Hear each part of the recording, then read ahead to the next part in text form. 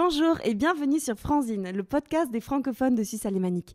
Je suis Jenny Rachel et je suis ravie de mettre en lumière différentes personnalités de la communauté francophone ou francophile de la région. Aujourd'hui, dans Franzine, je reçois Frédéric Blanc pour présenter en particulier l'association Le Parvis des Talents.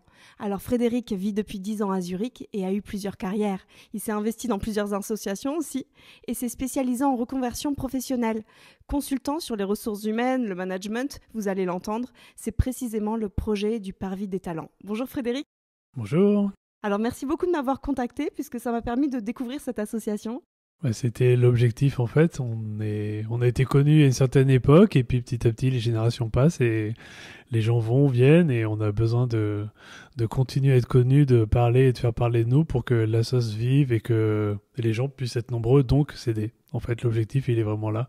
Comme c'est basé sur le réseau, c'est que plus il y a de monde et plus on peut s'aider. Voilà, donc j'espère que le podcast aidera aussi. Je dois dire que je voyais sur LinkedIn que vous repartagiez des offres d'emploi régulièrement. Oui, à la base, en fait, l'association est née sur la recherche d'emploi par des gens qui étaient en recherche eux-mêmes et qui se retrouvaient régulièrement. Et en fait, l'idée qui a germé au bout d'un moment, c'est de faire quelque chose de plus productif, puisque quand on est en recherche d'emploi, l'idée, c'est de ne pas rester dans cet état-là pendant 25 ans. Et donc, petit à petit, on a développé un concept qui est assez bizarre peut-être, c'est de créer une association pour les gens qui sont en recherche d'emploi à la base ou en transition de carrière, ça peut être aussi créer leur business. Mais l'idée, c'est qu'en fait, les gens arrivent et au plus vite, ils en repartent en termes de chercheurs d'emploi, au mieux c'est, ça veut dire qu'ils ont trouvé. Donc, ça induit beaucoup de turnover sur les gens vraiment actifs. Et petit à petit, en fait, on a créé un noyau de personnes qui restent au-delà de la recherche d'emploi. Et l'association ne fait pas que de l'aide à la recherche d'emploi, c'est vraiment un groupe d'entraide sur la place zurichoise, mais centré sur les activités professionnelles, de recherche d'emploi, transition de carrière, création, développement de business. Et chacun apporte ses connaissances, ses compétences, son réseau.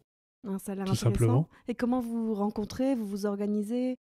Alors nous sommes un peu organisés avec le temps parce que le fil WhatsApp qui nous servait de lien commun et quand on est 10 personnes et qu'on passe à 40, c'est pas du tout la même chose. Le fil évolue tout le temps. Ceux qui arrivent après ne peuvent pas voir ce qui s'est dit ou proposé avant. 3 messages plus loin, on a oublié, on voit plus ce qui se passe. Donc on est un peu mieux organisé. On a une activité sur Slack qui est l'activité pérenne en fait, là où on dépose les invitations, le calendrier de ce qu'on fait. Il y a des documents de partage, des channels de discussion où les choses restent dans le temps. Donc ça, c'est l'activité, on va dire, la plateforme digitale stable. On a gardé le WhatsApp.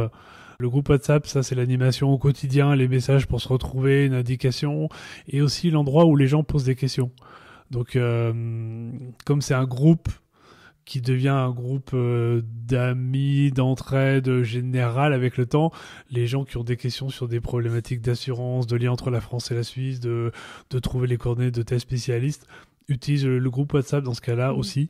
Donc ça sert à la communication day-to-day et aux questions plus quotidiennes éventuelles ou pour un job, qui connaît telle entreprise ou qui connaît quelqu'un. Et aussi à l'inverse, de dire tiens, je cherche actuellement tel type de profil. Donc ça passe d'abord par là et après, suivant ce qui se passe, c'est traduit sur LinkedIn où il y a aussi une plateforme créée dédiée au Parvis ou alors après dans Slack suivant les cas. Est-ce que vous avez des contacts privilégiés avec des recruteurs ? Est-ce qu'il est arrivé qu'il y ait des gens qui disent je cherche des personnes francophones, du coup ils se tournent vers vous ? Alors avec le temps, on arrive quand même à être un tout petit peu connu. Donc oui, on m'envoie régulièrement. Il n'y a pas de canal précis, mais on sait qu'il y a ce groupe et que quelque part il y a une ou deux personnes qui sont là.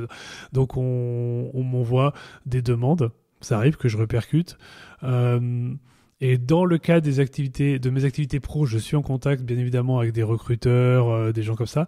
Donc j'organise après pour le Parvis des séances, des workshops en fait, où les exec search, les recruteurs viennent présenter ce que j'appelle l'autre côté du miroir, c'est-à-dire que les gens sont chercheurs d'emploi, ils sont dans une certaine position, et j'essaie de faire venir des gens qui sont de l'autre côté, de ceux qui cherchent des candidats de valeur et que chacun présente en fait à l'autre son monde, ses besoins, ses critères, des choses très bêtes. chaque exec search qui va venir présenter au groupe va leur rappeler que ça sert à rien d'envoyer 36 lettres dans des cabinets de recrutement. Si c'est pas le bon moment, si c'est pas une personne spécialisée, le CV va partir et il sera oublié. Et aujourd'hui, avec LinkedIn, peu de cabinets s'encombrent de CV de base de données locales. Ils republient une annonce, ils ont 500 candidatures.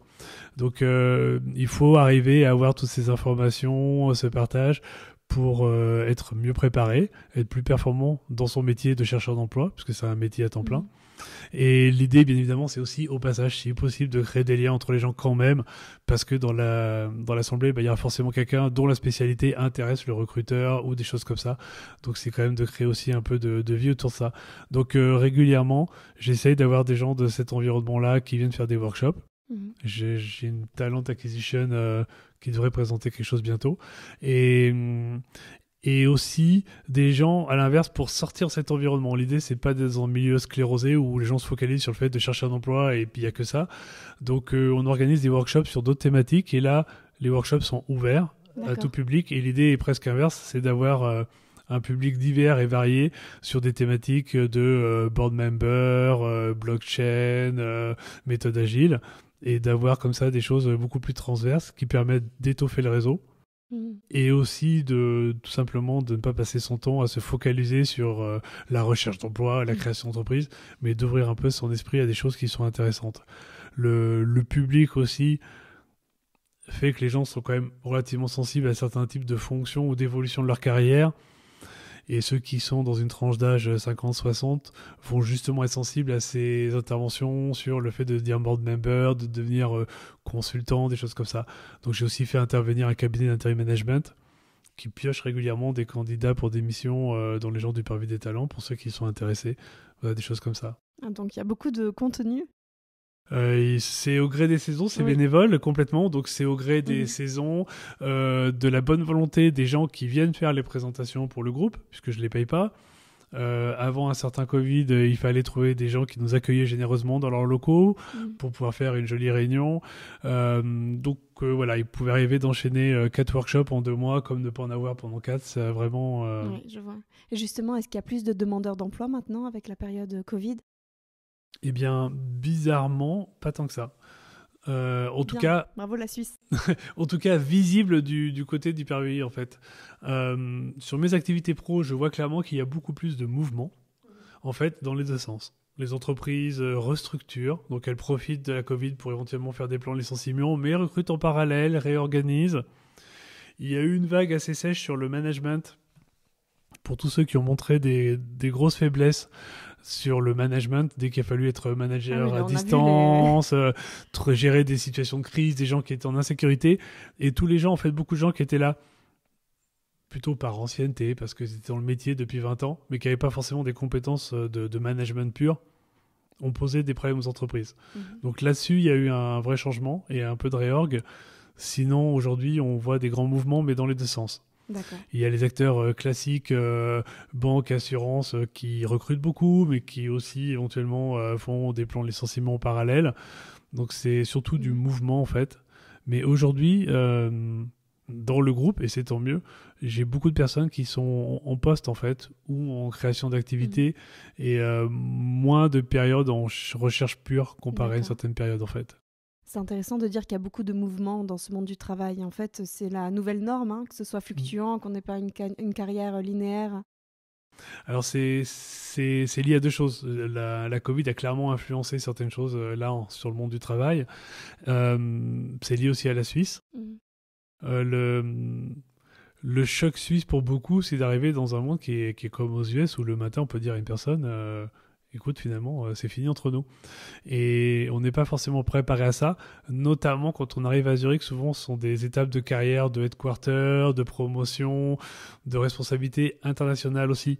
Les gens qui sont envoyés dans beaucoup de pays ont des responsabilités locales pour développer le pays. En Suisse, on est plutôt sur une activité de headquarter. Donc, dans des fonctions qui sont justement plus exposées au changement en termes d'organisation, de stratégie. D'accord. Donc, c'est un environnement plus flexible, mais beaucoup, beaucoup moins stable. Et ça, c'est peut-être un piège pour les gens qui arrivent ici sans être préparés à cet aspect-là du monde du travail ici. Il n'y a pas de sécurité de l'emploi, il y a des hauts salaires, peut-être aussi qu'on est dans une période où les gens trouvent qu'il y avait beaucoup trop de hauts salaires. Et donc, ça bouge beaucoup. Et quand on discute avec des gens, en fait, ils parlent de ce qu'ils font actuellement. Ils disent pas, depuis que je suis arrivé sur Zurich, ça fait 8 ans, j'ai dû changer 3 fois de poste. Parce qu'en fait, c'est la vraie vie ici. Donc mais forcément, on n'en parle pas comme ça.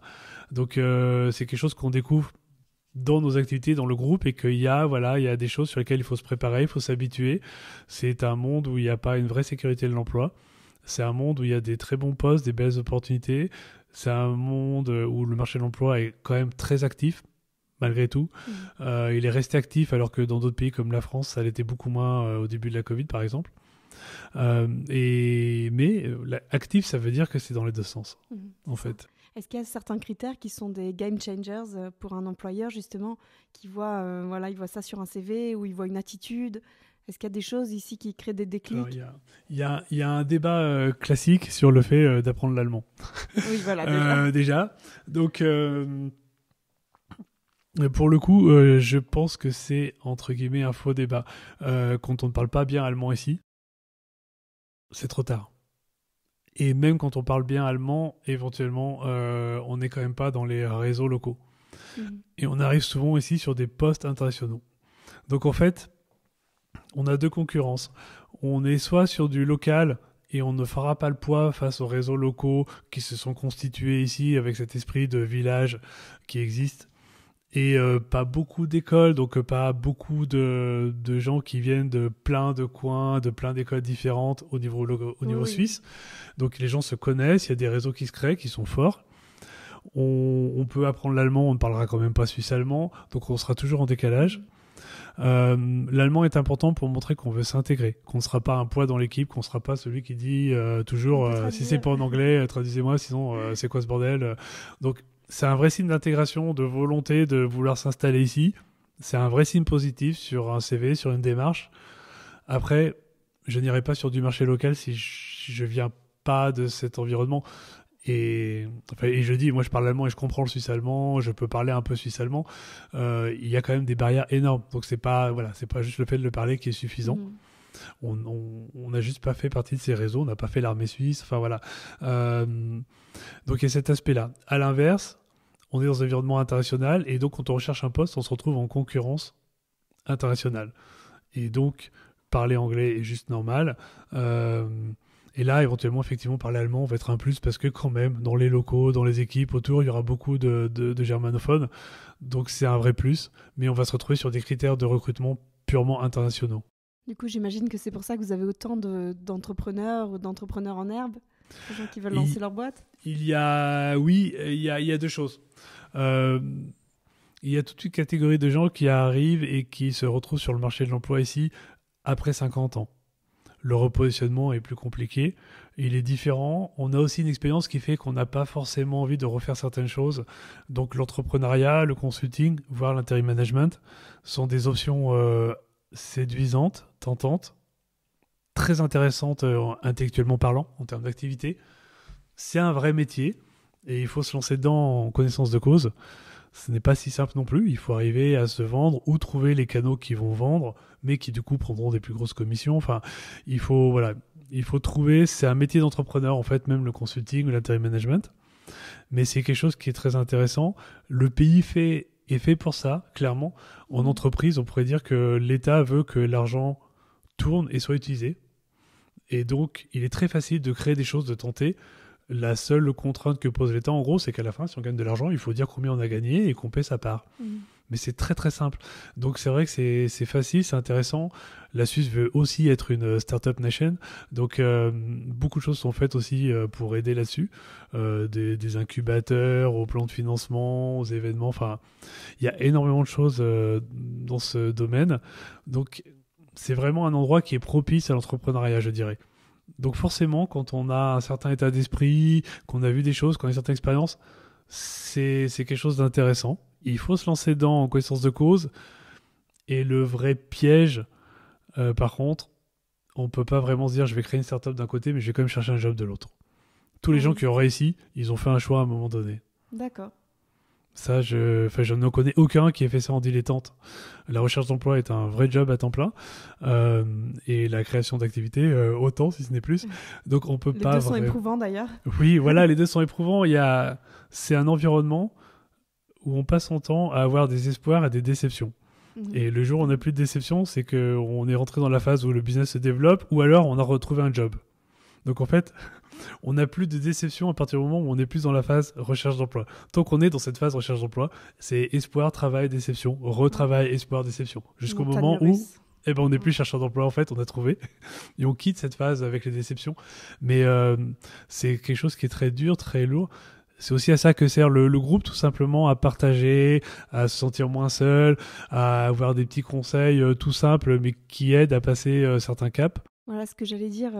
Tu as dit avant que la Suisse est une nation qui accueille les startups, qui les encourage, mais parfois on manque un petit peu d'informations, et justement quand elles sont en allemand, donc j'imagine que vous donnez un petit peu toutes ces informations, vers quel groupe se rattacher, quelle aide on peut recevoir, quelle banque est idéale. Alors sur l'entrepreneuriat, on n'en est pas encore à ce niveau-là, mais on a beaucoup de gens dans le groupe qui peuvent aider quand même globalement, par nos activités diverses en dehors du groupe.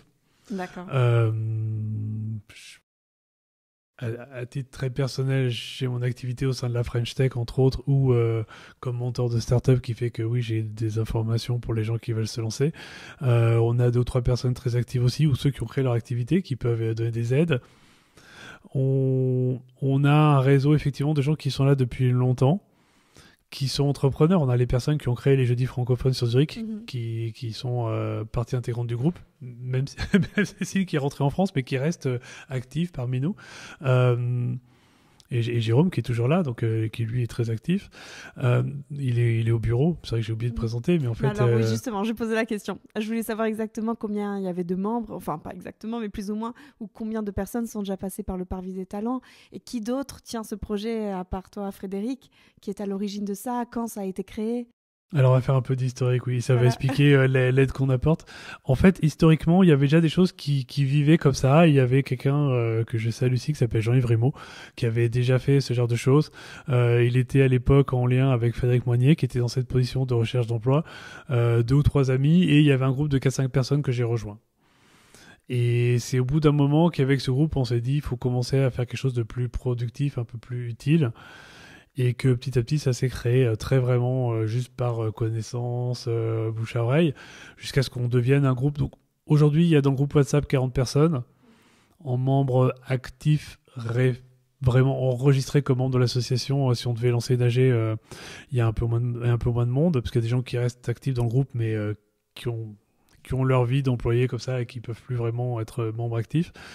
On a un bureau où il y a donc Jean-Yves Rimaud, Frédéric Moignet, Armel Oberrieder et Jérôme Delmotte, qui m'aident au quotidien à faire vivre cette association. Je les remercie. Ce sont des gens qui sont, de par leur nature, actifs ailleurs aussi. On retrouve des gens qui sont actifs. Jérôme avec Jeudi francophone, Armel avec Zurich Accueil. C'est Frédéric qui est dans une autre association maintenant dans son métier de l'assurance et de la finance. Ou bien au LFZ. Et alors il y a le LFZ aussi pour moi, et de nombreuses personnes du comité ont aussi fait partie à un moment donné du Parvis. Il y a un état d'esprit globalement dans ces gens-là, et aujourd'hui donc on est une 40aine de personnes, peut-être une 50aine plus qui sont passées par le Parvis. Les gens ne partent pas vraiment après, ils restent en lien, en contact en fait. Mais comme j'aime bien les anecdotes, je voulais demander si tu pouvais nous raconter une success story, une histoire qui s'est bien finie. J'en ai une en fait, oui. C'est Joël qui était parmi nous et qui était en mode très entrepreneur et qui s'est dit voilà, je vais trouver des projets, créer des projets et après trouver les entreprises qui devraient les porter et me proposer tout simplement pour être le porteur du projet. Donc en mode recherche d'emploi, mais clairement entreprenante. C'est pas il y a un poste ouvert, vous trouvez pas que je suis bon? Avec de la valeur ajoutée quoi. C'est voilà, moi j'ai ce projet, je pense qu'il est intéressant pour votre société. Si vous êtes d'accord avec moi, eh bien, vous m'embauchez et je porte le projet pour vous, je le développe. Il a tant et si bien fait qu'au fil des ans, il a créé lui-même l'activité en fait. Donc il a créé une société dans le car wash. Et ça s'est développé, il a levé des fonds, il a été actif parmi nous, on a fait des visites de ses prototypes avec le Parvis des talents, par exemple, parce qu'il y a beaucoup de professionnels de divers environnements. Donc on a pu lui donner un avis sur son PowerPoint, sa démo, le type de contact qu'on pouvait avoir, enfin des choses comme ça, qui sont, en fait, on a fait une crash démo sur ces robots, sur le lavage des voitures avec les Karcher, pour pas les Karcher, c'est de la vapeur. Faut pas que je dise des bêtises. Attention, c'est l'inverse. La société Elle vient de changer de nom, donc je vais rechercher non, en parallèle pour pas dire de bêtises. Mais et ce qui est beau, c'est que non seulement ça a marché, c'est un beau projet puisque ça consomme 3 fois moins ou 10 fois moins d'eau que les solutions classiques, ça pollue 15-20 fois moins, c'est très efficace.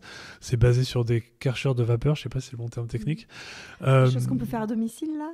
C'est ça, c'est les vapeurs. Non, c'est des tunnels en fait de lavage de voitures. Mais utilisant des Karcher de vapeur, je connais pas le nom technique de ces Karcher là, c'est pas de l'eau. C'est écologique. C'est clairement il y a 10 fois moins de produits, on consomme 10-15 fois moins d'eau, c'est vraiment super comme solution, c'est plus rapide aussi.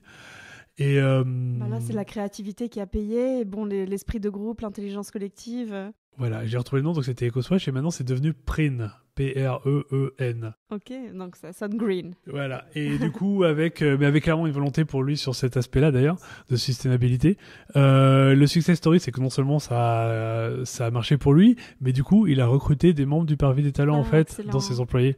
Donc c'est ça qui est beau, c'est qu'après, il connaissait certaines personnes, il connaissait leurs compétences, il avait pu les côtoyer alors qu'il cherchait pas du tout à gagner un job chez lui. Donc voilà, il les connaissait entre guillemets vraiment. Mm-hmm. Oui, voilà. Et ils n'étaient pas en mode vente pour chercher un job avec lui à l'époque. Et donc, il en a recruté plusieurs du Parvis. Donc, c'est pour nous un exemple parfait de ce que peut être le réseau et l'entraide en local. Bien évidemment, il a recruté des gens compétents parce qu'il a une start-up, il a une boîte à développer, donc il ne va pas prendre n'importe qui, pas juste parce qu'il prenait un verre avec eux avant.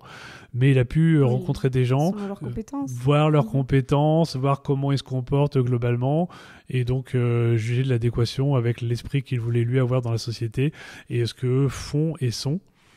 Et c'est pour moi un des parfaits exemples justement de réussite et de ce que peut apporter l'association. Excellent. Donc il faut y croire, hein. C'est pas parce qu'on est expat ou qu'on vient d'arriver. Non.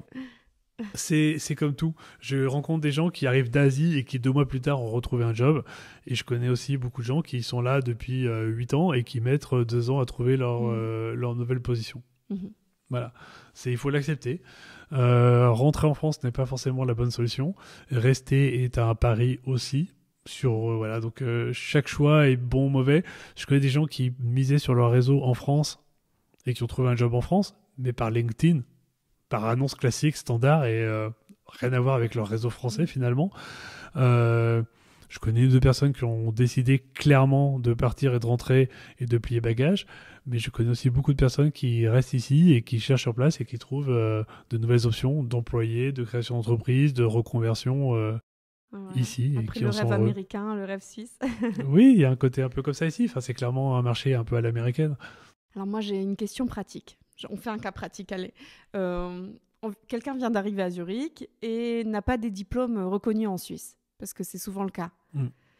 Qu'est-ce qu'on lui conseille au Parvis des talents plutôt? Et un diplôme suisse qui te spécialise dans quelque chose, et puis cette personne-là a un diplôme très général aussi, à la française, académique. Alors, oui, ça va être un autre problème.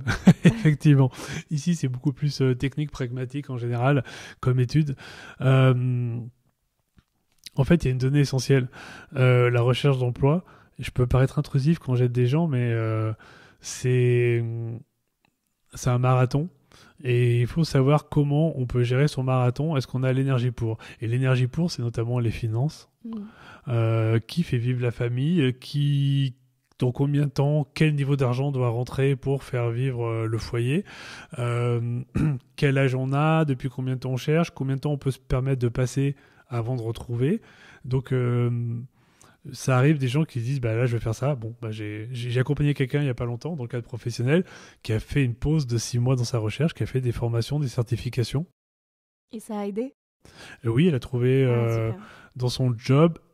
Elle n'a pas retrouvé dans le nouvel environnement. C'est-à-dire que la base est son ancien métier de risk manager en banque. mais orientée ESG et tout ce qu'elle voulait faire aujourd'hui, et elle s'oriente de plus en plus vers de la sustainabilité, qui était la voie qu'elle voulait prendre. Donc elle a pris le temps de faire des formations, d'avoir 2 ou 3 certifications, pour après avoir cette coloration, on va dire, sur son parcours. Voilà, donc c'est pas une reconversion complète, c'est une coloration sur ses activités pour pouvoir aller là-dedans, et elle a fait le temps du break. Et ça vaut le coup alors de se spécifier, quoi, de rentrer dans... Oui. En fait, ça dépend de l'âge aussi, tout simplement. C'est un environnement qui devient de plus en plus cruel avec le temps, faut pas se mentir. On attend de quelqu'un qui a un certain âge d'avoir une certaine expertise. Et le directeur général très généraliste, ça marche, mais dans les étages de management inférieurs, on attend beaucoup plus de spécifiques, de pratiques, et c'est aussi comme ça qu'est fait l'éducation suisse d'ailleurs. On a beaucoup de gens qui ont fait des études très hautes et qui ont fait Saint-Gall, l'ETA, etc. Ou alors des gens qui ont fait plutôt de la formation, on va dire par alternance, des LRE, et qui après vont gravir les échelons en faisant des formations, en étant sur le métier, la pratique, en faisant une nouvelle formation plus tard, et donc des CV qui n'ont rien à voir en termes de formation. C'est vrai qu'il y a un peu un syndrome du français qui dit oui, j'ai fait mes études il y a 20 ans, j'ai un bon diplôme, voilà. Où est le problème? Alors qu'ici, les gens, en fait, ont tendance éventuellement à démarrer plus bas en termes d'études, mais du coup, se forment continuellement. C'est pour ça qu'il y a énormément de gens qui ont des MBA ou des choses comme ça ici, notamment. Dès qu'on veut passer une certaine étape de management, c'est limite obligatoire. D'accord. Donc, il y a un petit hiatus là-dessus. Et ce qui va faire la différence, c'est justement l'expertise technique sur un sujet, la spécificité qu'on peut construire. Et donc, tout le travail qu'on consiste à trouver l'enchaînement des 1, 2, 3, 4, 5 spécificités qui fait qu'on arrive à construire un profil unique et qui aura une valeur ajoutée sur un sujet. Et c'est là qu'arrive l'autre difficulté, c'est que gouverner, c'est choisir, et chercher un job, c'est choisir aussi, en fait. Donc, il faut arriver à se dire, voilà, en fait, je suis bon sur ce type de créneau, dans tel type d'environnement. C'est là que je dois chercher, parce que c'est là que j'ai une vraie valeur. On peut continuer de postuler ailleurs pour le plaisir, mais globalement, les chances de succès sont...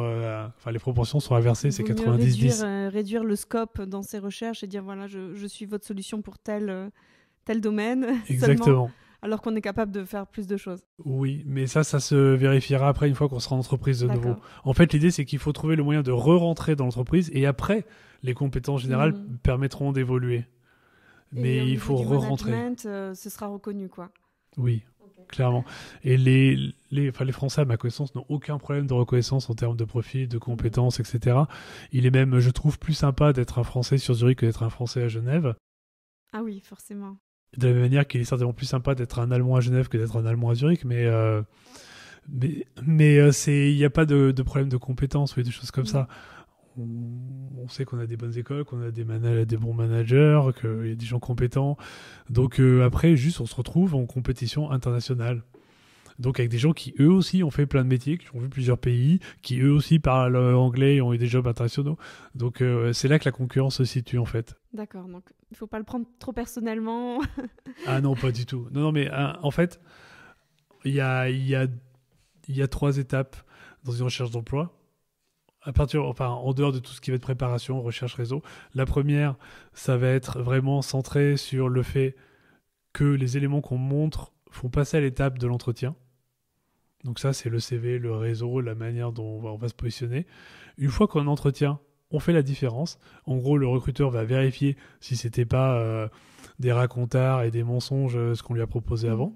C'est une étape de vérification en général. Pas de fake news sur le voilà. CV. Non, clairement, non, faut pas. Ils appellent les anciens employeurs, n'est-ce pas? Oui. Ça arrive, hein? Oui, bien sûr. Et ici, on n'aime pas trop les trous dans le CV, les incohérences. Même si un exec search dit que tout va bien, à un moment donné, il va dire là, on passe aux choses sérieuses. Alors, il est où le dossier complet? Ils sont où les certificats de travail, les photocopies des diplômes, les lettres de référence? Ça va arriver à un moment donné. Donc, il faut être prêt. Il faut avoir ciblé, préparé ses entretiens pour l'entreprise. On arrive dans la phase d'entretien, qui est plus une phase de vérification, où là, il y a un premier écrémage. Et une fois qu'on a passé cette étape-là, il n'y a plus de crise. Enfin, je peux pas aider les gens. Après c'est parce que on a fait une expérience en Italie et il se trouve que l'entreprise a des liens avec une société italienne, du coup ça les arrange et le concurrent ne l'a pas, mais on peut pas le savoir à l'avance. Il se trouve que on a fait pendant 2 ans tel type de sujet ou sur tel logiciel et que l'entreprise se dit justement je vais bientôt changer sur ce logiciel, mais c'était pas dans l'annonce par exemple. Et donc, on prend le pas sur un autre concurrent. Mais ça se joue à ça. C'est sur les 3 candidats, le manager qui a plus d'affinité avec un des 3. On ne sait pas pourquoi. Donc ça, après, on n'y peut rien. On ne peut pas le préparer. On peut influencer les étapes avant. Pas vraiment celle-là, en fait. D'accord. J'ai entendu quelque chose que n'aimait pas forcément quand il y a des trous dans le CV. Et dans un système où les mamans sont quand même tenues d'être à la maison tant que les enfants sont petits, avec des horaires assez limités de garde, des vacances, etc. Comment justement une femme qui aurait un trou dans son CV peut s'y remettre? Est-ce que vous avez ce cas-là dans le Parvis des talents? Oui, bien sûr. On a les 2 cas. Alors, dans l'aide qu'on apporte, j'en ai pas parlé, mais on connaît bien la RAV, les principes, ce qu'il faut faire, ce qu'il faut pas faire. À l'époque, j'ai même aidé des gens comme traducteurs pour la RAF, justement à cause de l'allemand. Enfin, donc, on connaît bien, donc on peut donner beaucoup de conseils sur ce genre de sujet. On connaît bien aussi ces critères sur le marché de l'emploi. Il y a tous les carrières comeback que font des sociétés comme Crédit Suisse, UBS et d'autres maintenant, où justement, eux, ils recherchent des femmes qui se sont arrêtées pendant plusieurs années et qui veulent revenir dans le monde du travail. C'est du marketing, ça? Non. Non, je connais plusieurs femmes qui sont rentrées sur des postes par ces biais-là, avec un vrai processus de recrutement, mais elles ont des vrais jobs. Alors, je vais avouer un truc qui est pas bien. Au début, j'étais assez critique aussi là-dessus, où je pensais que c'était pour des jobs pas très importants. Et il y a des personnes qui travaillent à la direction de la stratégie, qui font des choses, qui ont des vrais bons postes de direction au Crédit Suisse, par ce biais-là. Donc, je m'inscris en faux sur... c'est un vrai potentiel, il y a une vraie démarche. Il faut faire ses preuves. Le processus de recrutement est rude. Il ne suffit pas d'avoir été maman et s'être arrêté pour suivre sa famille ou son homme ou s'être occupé de ses enfants. Mais il y a une vraie démarche d'ouvrir les portes et après de recrutement de gens compétents. Mais pour des vrais postes derrière, potentiellement de direction, des postes importants. D'accord, très bien. Donc ça, c'est bon à savoir. Il y a des vagues de recrutement qui font chaque année maintenant et d'autres entreprises s'y mettent. Il y a Ils sont pas fous en Suisse. C'est-à-dire qu'ils savent que la culture a fait que les femmes avaient tendance à s'arrêter pour élever les enfants. Donc, quand on est dans un environnement suisse, être une femme qui s'est arrêtée pour faire ça, c'est juste logique et standard. Donc, il n'y a pas de problème. Être dans un environnement expatrié où les personnes savent qu'on a plus ou moins suivi l'époux ou l'épouse, parce que j'ai vraiment les deux dans le groupe, les conjoints et conjointes. Il y a vraiment les deux qui font carrière, donc il y a les deux. Ça se comprend aussi. Le problème du trou, c'est le trou qui n'est pas explicable. En fait, le trou qui a une logique dans la carrière parce que on s'est arrêté pour faire une priorisation sur la famille ou parce qu'on a suivi son partenaire de vie dans un pays et qu'on n'a pas pu trouver pendant 2 ans dans ce pays-là et qu'on revient, qu'on veut s'implanter. Ça s'explique. Alors bien évidemment, ça crée des trous dans la carrière. On est un peu moins frais sur certains sujets. Suivant les cas, il faut se mettre à jour. Mais c'est normal et connu ici. C'est pas forcément le plus gros problème. Ce qui va faire différence, c'est l'attitude. Qu'est-ce qu'on a fait pendant cette période? Comment on se relance? Comment on se remet sur le marché du travail? Est-ce qu'on fait ça en mode dilettante? Oh, ce serait quand même sympa que je bosse un jour, donc je vais envoyer des CV. Bon, forcément, ça passe pas. Voilà. Mais non, le trou là-dedans est pas forcément un vrai problème. Franchement, merci beaucoup Frédéric pour tous ces partages. J'ai encore plein de questions et c'est le but du Parvis des talents, justement, cette solidarité-là, d'échanger les informations. C'est vraiment l'idée de base. C'est du réseau, de l'entraide, du support. Créé à la base autour de la recherche d'emploi et puis après un peu plus sur la création d'activités, le consulting. Mais pour des choses toutes bêtes, à une époque, dans le groupe, il y avait plusieurs personnes de 50 ans et plus qui s'interrogeaient sur l'intérim management, le consulting. Et moi, j'étais en discussion dans d'autres activités avec le patron d'une société d'intérim management. Tout naturellement, dans ces cas-là, il est venu faire une présentation et ceux qui sont intéressés ont pu discuter de ce que c'est vraiment cette vie-là et ce mode de travail-là qui est différent. Il faut être prêt à ça aussi. Tout le monde n'a pas envie de dire « Ah, j'ai un nouveau contrat, je pars pendant 8 mois dans tel coin de la Suisse, voire tel coin de l'Europe. Je vais bosser comme un âne parce que c'est souvent ça, ces missions. Et je reviendrai au bout de 6-8 mois. Et là, de nouveau, je vais chercher. » Voilà. Donc ça gagne bien, c'est intéressant. Il y a aussi ces autres choses qu'il faut prendre en compte. Donc ça s'est fait naturellement, c'est quelque chose qui s'est fait très organiquement, naturellement par rapport aux opportunités, des connaissances de chacun. Et l'idée, c'est que chacun vienne et amène ce qu'il peut. Donc quelqu'un qui n'a pas forcément un gros réseau peut peut-être amener le fait de faire une présentation sur un sujet intéressant pour tout le monde. Et il va amener sa pierre à l'édifice. Il y a vraiment cet aspect-là. Et à force, avec le nombre de personnes, le temps, nos diverses activités, oui, on peut aider et donner des conseils sur beaucoup de sujets quand même. Voilà. Et en plus, j'ai entendu, on a forcément parlé du CV. Et je vois sur les groupes Facebook, revient toujours la question, est-ce que mon CV a l'air suisse ? Alors, je voulais te demander, qu'est-ce qu'un CV à la Suisse ? Alors, un CV à la Suisse est un CV qui reprend les critères internationaux. Classique, il faut trouver rapidement les informations, il faut qu'il soit simple, lisible, il faut qu'on aille sur les recherches de filtrage, qu'on trouve rapidement les informations clés qui correspondent à la recherche. Est-ce qu'il y a des logiciels de filtrage oui, pour lire un CV ? En gros, il y a soit quelqu'un qui débute dans le métier qui va faire un pré-filtrage, D'accord. soit un logiciel. Et donc, il faut que pour ces deux niveaux d'intelligence, le CV permette de mettre en exergue tout de suite les points clés par rapport au poste. Donc, un CV sur un poste précis ne peut pas se permettre d'être évasif, ne peut pas se permettre de faire de l'induit. C'est-à-dire que si je dis que j'ai fait ça et ça, bah forcément, on va comprendre que telle chose. Non, on le met noir sur blanc, point. On l'affiche clairement, et si possible avec les mots-clés qui correspondent à ce type de job, ce type de recherche. Sinon, ils ont 500 CV sur la table ou le logiciel en parse 1000. Franchement, il passe au suivant. Donc ça, c'est important, mais c'est partout dans le monde. Disons qu'en France, si on écrit Panthéon-Assas, la Sorbonne, si on écrit Louis le Grand, ça donne déjà... Oui, alors là, on va oublier parce qu'ici, ils ne connaissent pas nos écoles, donc Polytechnique, ça ne parle pas tant que ça, par exemple. Ce qui est un truc assez marrant, parce qu'on a eu des gens qui ont fait Polytechnique ou de ce genre d'école dans le Parvis, et c'est vrai qu'entre Français, waouh, ok. Il y a quelque chose. Et puis, mais en Suisse, non, en fait. Ils ne connaissent pas forcément. Dans les grands groupes, éventuellement, où ils ont des évaluations, ils ont une référence sur les grandes écoles, mais ça ne va pas parler tant que ça. Donc, il faut vraiment arriver à se positionner, à dire là-dessus. Mais ça, c'est assez classique. Ce qui va être suisse, c'est le fait d'être très structuré, très clair, ne pas avoir de trous, pouvoir justifier et que ça soit précis. C'est-à-dire que j'ai fait un paquet de CV, j'envoie régulièrement des sortes de paquets de CV à des cabinets de recrutement. Ils savent que je filtre avant les gens que je leur envoie, que ce sont des gens que je juge valables, on va dire, et que je trouve intéressants pour eux à partager. Et après, c'est comme des cabinets de recrutement classiques, s'il n'y a pas de mandat, d'opportunité, par contre, ils ne vont pas se mettre à chercher pour un candidat. C'est l'inverse, ils cherchent des mandats et après, ils cherchent les candidats. Et en fait...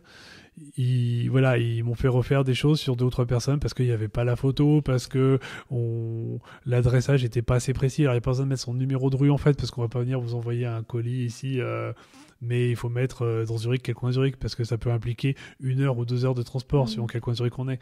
Donc des choses comme ça. Donc ils vont demander pour savoir, oui bien évidemment. Parce que c'est intéressant, a priori la personne qui postule est d'accord de faire ce trajet-là. Oui. Mais l'entreprise va se dire que c'est plus facile d'avoir des gens sur les 500 candidats, s'il y en a 15 qui sont déjà dans le coin, que des gens qui sont à 2 heures de route, qui vont peut-être se dire au bout de 3 ans, 3 heures, 2 heures de route, j'en ai vraiment marre, faut que je cherche ailleurs, par exemple. Bon, c'est du bon sens. Donc, c'est des choses comme ça. Mais c'est vraiment le côté relativement précis, pas de trous. Ici, on va se foutre un peu... à part dans certains métiers peut-être de communication, etc., mais du CV flyer qui doit absolument tenir sur une page. 2 pages, 3 pages, 4 pages, c'est pas grave. On peut écrire son historique, vraiment, même si on a fait des petits boulots, il vaut mieux tout écrire. Alors les choses qu'on a fait il y a 20 ans, on peut peut-être oublier, ou alors ça prend une ligne, en disant diverses activités, 2 points, et puis on les liste comme ça, vite fait. Il faut pas hésiter à faire du bullet list sur un CV, par contre. D'accord. Mais au-delà de 3 pages, ça devient compliqué, mais c'est pas choquant en Suisse. Mais ça devient, on va dire entre 1 et 3 pages. Un bon format, en fait, est un format qui a une partie introduction, une page à part ou un début de CV, qui est un résumé, un exec summary, qui va permettre rapidement de voir les informations si ça correspond et se dire, bon, il faut aller voir le détail, en fait. Et après, comme il faut être précis, relativement exhaustif, ici, il vaut mieux avoir un CV de 2 pages complet qu'avoir absolument tenu sur une page. Et au niveau du processus de recrutement, il y a combien d'étapes en général ? Et puis, est-ce qu'il y a beaucoup de gens qui concourent pour le même poste ? Oui. Alors, le marché est très attractif, donc il y a beaucoup de monde qui postule de plein de pays. à part les choses très pointues, très spécialisées, j'ai aidé quelqu'un qui était sur l'audit qualité dans la nourriture, sur les normes à ce niveau-là. Là, clairement, ils n'ont pas des tonnes de candidats quand ils publient des annonces. C'est relativement très fermé, mais sur des postes classiques, on va aller facilement dans les 400 candidatures dès qu'ils sont sur LinkedIn. Et c'est ce qu'expliquait justement à un exec search qui est venu faire une présentation, c'est qu'ils auront une petite base de données qui maintient en interne parce que les chargés de recherche, donc les entre guillemets débutants, vont d'abord regarder s'ils n'ont pas des personnes qui correspondent. Mais ça les intéresse pas énormément parce que la personne, elle sait son CV peut-être il y a un an. Entre-temps, ça se trouve, elle a cherché et trouvé. Elle a changé d'objectif. Donc ils savent même plus si le CV qu'ils ont en base est valable. Ils publient sur LinkedIn en parallèle et paf, ils reçoivent 250 candidatures, 300, 400, dont au moins une cinquantaine de valables. Donc c'est très vite fait et oui, il y a beaucoup de monde. Ok. Ce que j'ai entendu aussi, c'est qu'il y a des entreprises qui demandent à leurs employés de les aider au recrutement. Est-ce que vous ne connaissez pas quelqu'un? Encore une fois, la recommandation? Alors, il y a pire que ça, ils ont des sociétés qui payent. Donc, en fait, on a intérêt à voir si on ne connaît pas des gens d'interne parce que je n'ai pas la liste des entreprises qui font ça, mais je sais qu'il y en a plusieurs sur Zurich et environ qui font ça. Et du coup, c'est un double bénéfice parce qu'on va être aidé par la personne qui fait l'introduction en interne et elle-même, éventuellement, si on est recruté, va toucher une petite prime, donc elle a intérêt aussi. Donc c'est gagnant-gagnant, on va dire. Oui, ça existe. Ils sont comme n'importe quelle entreprise. S'il y a des gens qui peuvent recommander les bons profils en interne et qu'on passe pas un an à payer des consultants chers pour trouver le bon profil, ça les arrange. Je vois. Alors quand on est consultant, chasseur de tête, forcément, on n'aime pas ça, mais voilà, l'entreprise va en général jouer sur les deux tableaux pour trouver au plus vite le bon candidat et le moins cher possible. C'est ça. Et alors, quels sont les secteurs qui recrutent en ce moment? Et puis, à la faveur du Covid, peut-être, quels sont les nouveaux métiers qui sont nés ici en Suisse? Est-ce qu'il y a de l'innovation, de la tech qui se développe? En fait, la Covid a plutôt changé les méthodes de management, l'organisation, et a flexibilisé encore plus le marché. Ce qu'on va retrouver, c'est en ce moment très très fort le monde de la pharma. Avec deux aspects, parce que la pharma continue de se développer et c'est un marché qui a continué à être boosté par tout ce qui s'est passé autour de la Covid, qui continue d'évoluer bien. Il y a eu des points très spécifiques, par exemple le site de Lonza dans le Valais qui recrute régulièrement parce qu'ils produisent des vaccins et du coup ils sont en croissance folle et ils recrutent à tour de bras. Il faut aller accepter après d'aller dans le Valais au fin fond justement d'une vallée. Voilà, mais il y a beaucoup de recrutements très spécifiques liés à ça et sinon la pharma globalement recrute beaucoup en ce moment. Banque, assurance, je dirais pour moi c'est assez constant ici. C'est un monde qui bouge beaucoup. Alors, c'est bizarre parce que vu l'extérieur on pourrait dire c'est assez statique et en fait c'est un monde qui bouge beaucoup et donc il y a beaucoup de réorganisation, de changements, c'est très vivant, ça peut être très intéressant aussi d'ailleurs. Et le monde de la technique, je veux dire ici on a l'ETH qui est une des meilleures écoles d'ingénieurs au monde, donc il y a beaucoup d'environnements très techniques, très pointus qui recrutent et un créneau éventuellement pour ces startups qui se créent avec justement beaucoup de gens qui sont très techniques et qui manquent d'expérience business classique et qui ont besoin d'avoir après des gens qui viennent du monde du business pour épauler ces gens qui techniquement sont brillants et qui créent des solutions fantastiques. C'est ça.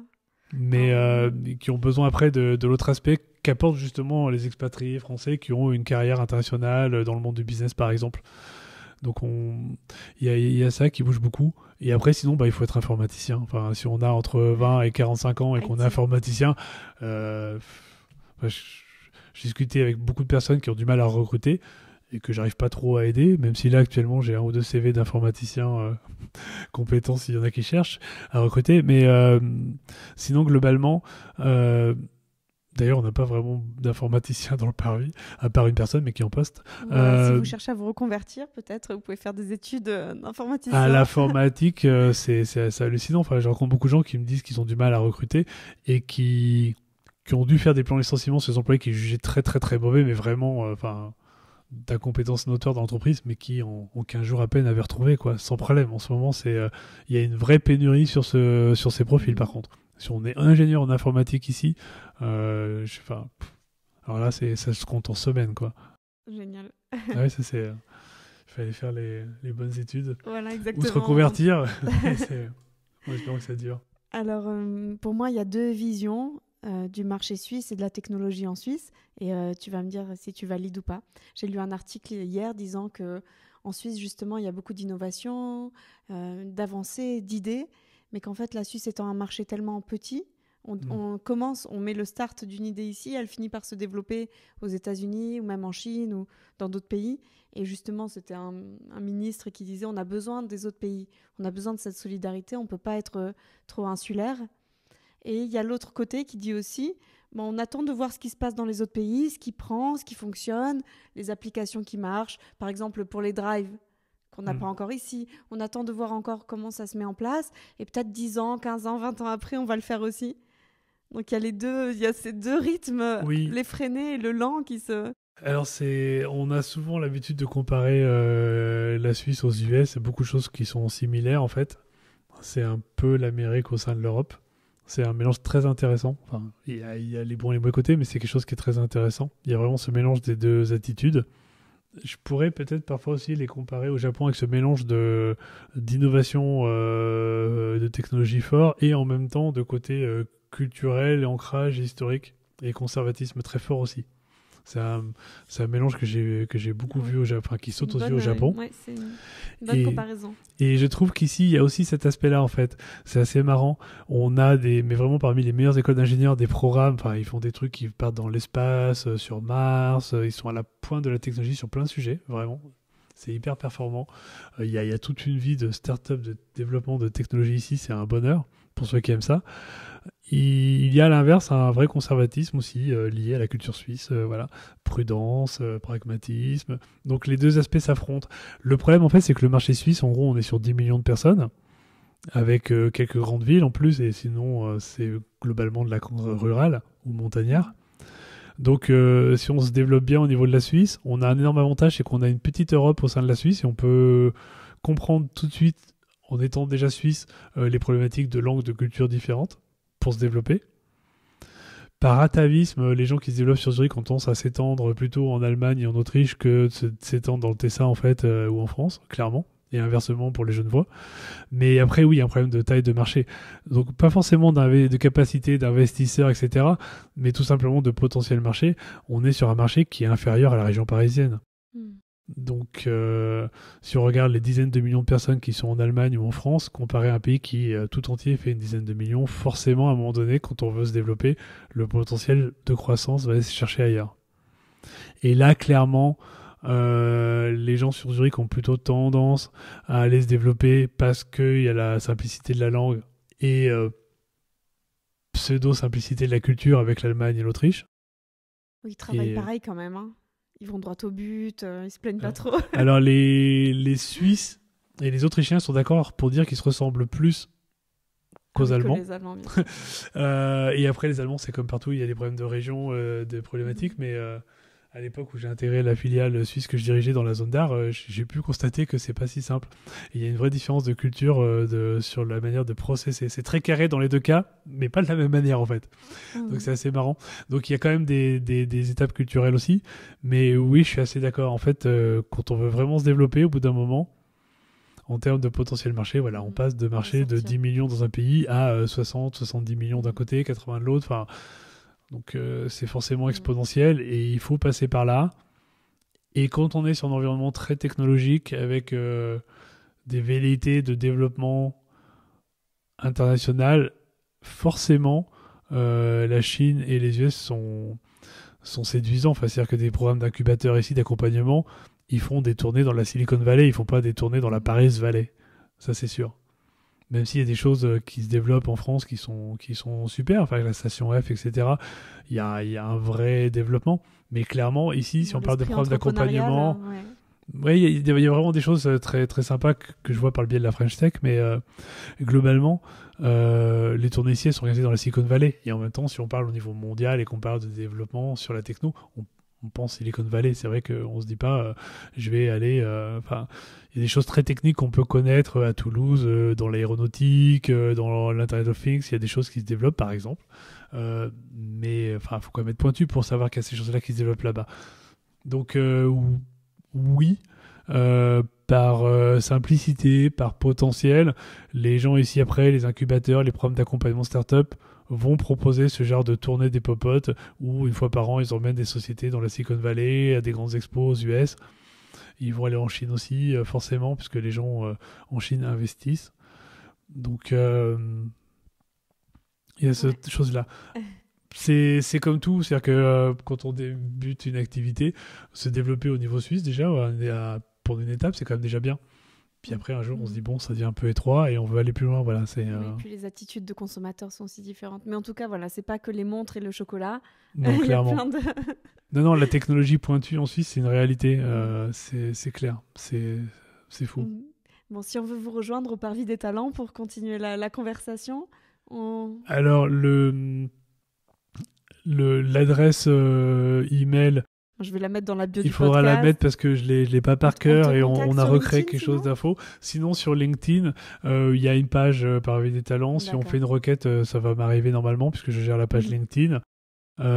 Sinon, ça reste très bon enfant. Hein. C'est une association bénévole, tout est gratuit, tout est fait sur la base de la bonne volonté. Donc, effectivement, sinon, il suffit de me contacter sur LinkedIn tout simplement. Voilà. Les gens m'envoient des messages quand ils connaissent des gens qui seraient intéressés. Et après, on fait le reste. Après, je prends les numéros de téléphone, les emails, on les intègre sur la plateforme, dans WhatsApp et tout se fait tout seul. Pareil, hein, s'il y a des recruteurs ou des gens qui ont des offres d'emploi parmi leur société et qui nous écoutent, je crois qu'on peut les faire tourner du coup. Alors, je fais tourner sur LinkedIn, je fais tourner dans le réseau du Parvis des Talents. Et l'idée, c'est pas de caser les gens à n'importe quel prix, parce que sinon, dans 2 mois, les gens se diraient que c'est juste du n'importe quoi et que c'est parce que les gens sont français. Donc, on va proposer des gens si on pense qu'effectivement, ils sont compétents.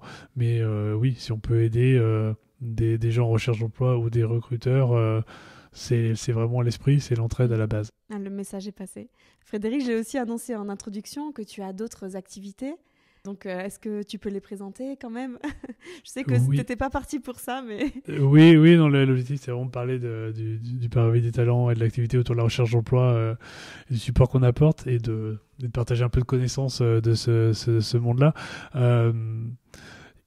En activité bénévole, je suis au board de la French Tech Zurich. Donc là, c'est vraiment le monde des startups et le lien entre la France et la Suisse sur le développement d'activités, dans les deux sens, France vers Suisse, Suisse vers France. Je suis au bord du lycée français, pas trop de détails pour les gens. Je suis aussi mentor pour start-up dans certains organismes suisses. Voilà. Et en fait, j'ai des activités professionnelles autour de l'entrepreneuriat et de la recherche d'emploi, du management et leadership, l'organisation. Consulting, hein. En consultant indépendant, et je fais partie d'un collectif. Nous sommes implantés sur toute l'Europe et nous agissons sur toute l'Europe. Okay, et dans beaucoup de langues. Et pourquoi cette problématique de la recherche d'emploi t'a touché comme ça? Pourquoi tu t'y es intéressé? Il n'y a pas de mystère. Pour beaucoup de monde, dans ce cas-là, il n'y a pas de secret. J'ai été licencié à une époque, au bout de 10 ans, dans un groupe international. Et j'avais une carrière de 10 ans en start-up et qui avait doublé chaque année. Et dont j'étais un des directeurs et des piliers. Et après 10 ans dans un groupe international où ça s'était bien passé aussi. Donc, comme beaucoup de gens, je me suis jamais préparé à être en position de chercheur d'emploi, en fait, tout simplement. Ce qui est une des premières choses des gens qu'on accueille au Parvis des Talents, en fait, c'est tout à coup, mince, là, il y a un truc qui m'arrive, je suis pas préparé. Je n'ai pas fait du réseau pour chercher mon prochain job depuis 3 ans. Je n'ai pas réfléchi avec cette mentalité de me caser plus tard ailleurs. Et donc, j'ai fait comme tout le monde. Et après, j'ai eu des activités liées à ce qu'offre la RAF, qui fait beaucoup de formations, de choses sur l'innovation, justement, et mes activités liées aux startups, l'innovation, la stratégie.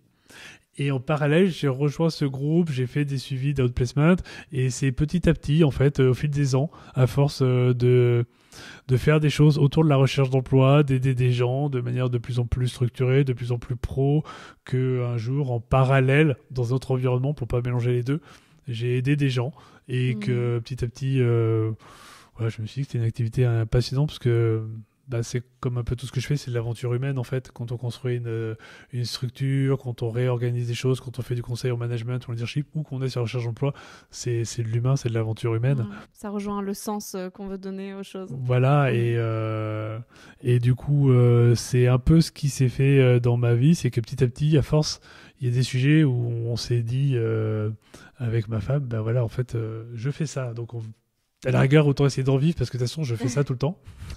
Donc, au bout d'un moment, il faut choisir. C'est ce que j'expliquais tout à l'heure. Je pouvais pas continuer ces activités bénévolement ou des fois sur certains contextes comme consultant en me disant en parallèle, je vais chercher un job. Au bout d'un moment, il faut choisir. Et ça prenait de plus en plus de place dans ma vie et j'aime ça, travailler et aider les gens. C'est voilà. Sa passion, parfois ça marche aussi. Donc voilà, donc comme de par hasard, parce que j'aimais ça, ça fonctionnait bien. Voilà, ça s'est fait naturellement. Donc après, j'ai appris à séparer le côté bénévole d'un côté, j'ai des activités consultants de l'autre, c'est pas mélangé, on fait pas de voilà. Mais et c'est vraiment la recherche d'emploi et une petite partie de mes activités au niveau carrière, c'est beaucoup plus centré sur le management, le leadership, la création, le développement de choses, l'organisation, ce genre de sujets. Mais c'est né comme ça, tout simplement, effectivement. Les choses qui petit à petit sont devenues pas du tout annexes, voire centrales. Et au bout d'un moment, on se dit, faut que je saute le pas, tout simplement, quoi. C'est devenu en fait mon activité, il faut que j'arrête de me mentir. Et si je le fais, il faut le faire à fond. Ouais, exactement. Ouais. Bon, on en vient à la fin de l'interview. Merci beaucoup, Frédéric. Est-ce que tu as une citation, un mantra, quelque chose qui te motive ? Oui. En fait, on vient d'en parler. En fait, c'est le mantra du collectif dans lequel j'agis. D'ailleurs, c'est d'aligner ce qu'on est avec ce que l'on fait, tout simplement. Et l'idée.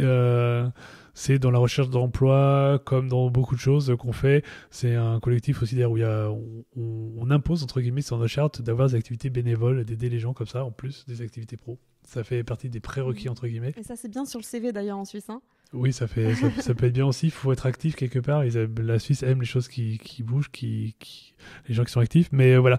Donc le concept de base, c'est d'aligner ce qu'on fait avec ce qu'on est, pour être précis. C'est-à-dire qu'on va pas se transformer pour trouver un job, mais à l'inverse, on est ce qu'on est et on va trouver le moyen d'aligner ce qu'on fait avec ce qu'on est. Et bizarrement, ça va fonctionner à ce moment-là. Et on sera bien en plus. Et on sera performant. Super intéressant. Merci beaucoup Frédéric Blanc de nous avoir présenté le Parvis des talents et d'avoir partagé toutes ces connaissances sur la thématique de la recherche d'emploi à Zurich, dans la région. Donc vraiment, je pense que ça va beaucoup aider les auditeurs. Et vous, chers auditeurs, si vous êtes dans une situation de transition professionnelle, cette association est peut-être pour vous. Je vous invite à consulter Frédéric ou le site le Parvis des talents. Je mettrai tous les liens dans la bio.